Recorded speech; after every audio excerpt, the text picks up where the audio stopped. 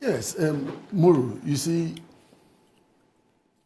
this government fight against corruption since assuming office is just overpowering. You come into government with a lot of expectations from the Ghanaian people, a lot of accusations about corruption in the country. And then you take over the reins of the state. And in 7 months, most of the actions that have been taken by the Attorney General is either furthering or emboldening all matters that borders on corruption, which involves people who are connected one way or the other to the government. And so remember when the AG took office, in less than 2-3 days, his first major decision was to free the former governor of Bank of Ghana, Dr. Effia, deputy governor or governor of the Bank of Ghana, entering into nolle prosequi in the charges that the state had preferred against him, and all other cases that were running. And then you come back to the case of Kwabena Dufo and 7 others recently.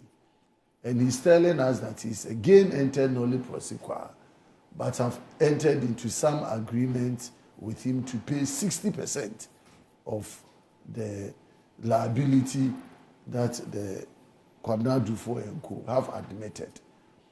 Now, the difficulty that we face as a minority is that why is the AG in haste to be discontinuing all cases of corruption related that have been initiated by the previous government against appointees? Why is the Attorney General? Because you see, we all want to fight corruption. We've had Attorney General bring up cases in the area of National Service Scheme, bringing up people from Edubuahin's case that is going on trial and the rest. These are the things you expect government to also do in bringing accountability and fighting corruption. Now, at one breath, you are in a hurry to prosecute people that you are now reviewing their cases. And then already existing cases that you are supposed to pursue and make sure that government secures conviction and also government recovers losses that the states have incurred, you are discontinuing all the cases. What the minority said, one of the issues we raised at press conference, I remember Dr. Ayini then was legal counsel for Dr. Kwabena Dufo. When they were in opposition, he served as counsel for Dr. Kwabena Dufo. Now, as Attorney General, what is his conflict in his previous position as lawyer for Dr. Kwabena Dufo and today as Attorney General, which is leading to the discontinuance of the matter? It is important that we establish that. Okay. The second question that we are asking is that what is informing the AG's position of taking only 60% out of the money that the person has taken or has misappropriated? Remember when this case started in 2018, Dr. Kwabena Dufo and the Unibank admitted liability of 4.9 billion and were ready and proposed liquidation worth about 3.5 billion. So even before they went to trial, the company itself had admitted to 4.9 and had put in place mechanisms to try and pay 3.5 to the state. Now, how many years down the line you go into negotiation and you are telling us that you are going to pay only 1.2 billion or less than 2 billion to the state? And that 2 billion that you are taking, you are going to pay them in installments over 18 months. Now, Muru, if someone takes money from the state and you want the person to account, don't you recover all and then you even impose interest and penalties on the person to pay? Is that not how we recover money? So if you, as a government, someone has admitted guilt, and you want to take the money from the person, instead of recovering all, you want to recover part. Instead of recovering, including interest and penalties, so that it serves as a punitive measure for people who are engaged in those actions, you are now saying that, oh, bring the 60% of what is even less than what the person has admitted. And then that 60% that you are taking, that ends the prosecution of the matter. What kind of government is this? What kind of arrangement is that? Are you telling us where these decisions ought to reflect in the court?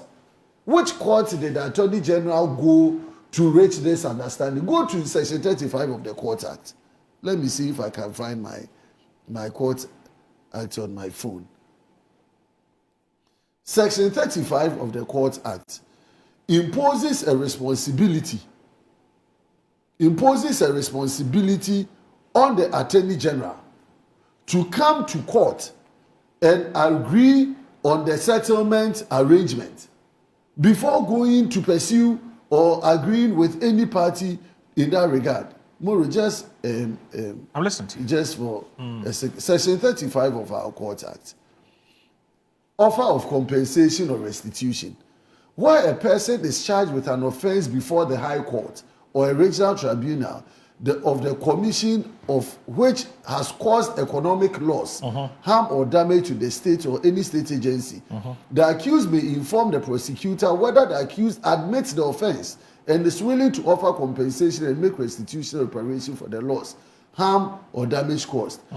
If the offer, where the accused makes an offer of compensation or restitution reparation, the prosecutor shall consider if the offer is acceptable to the prosecution. If the offer is acceptable to the prosecution, the prosecutor shall, in the presence of the accused, inform the court, which shall consider if the offer of compensation or restitution reparation is satisfactory. This is the position of the law. Which court has the Attorney General gone to offer this compensation or restitution, and which court accepted this 60-40 offer by the Attorney General?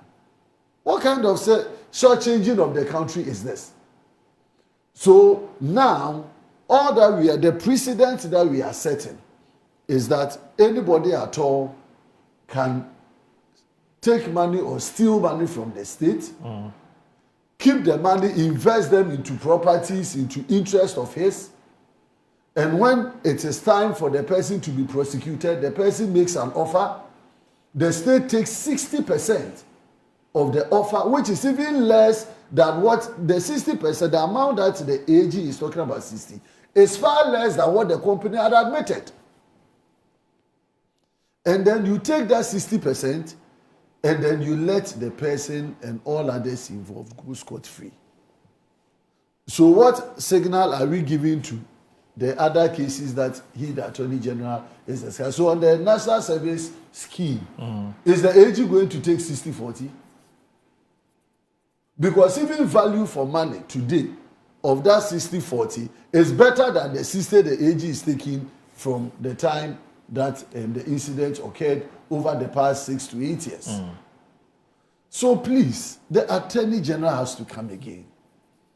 The Attorney General has to properly situate this arrangement. You see, we are giving bad signal to the development partners of this country.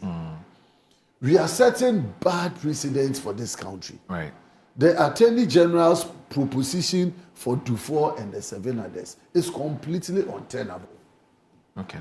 On all falls, it's completely unacceptable.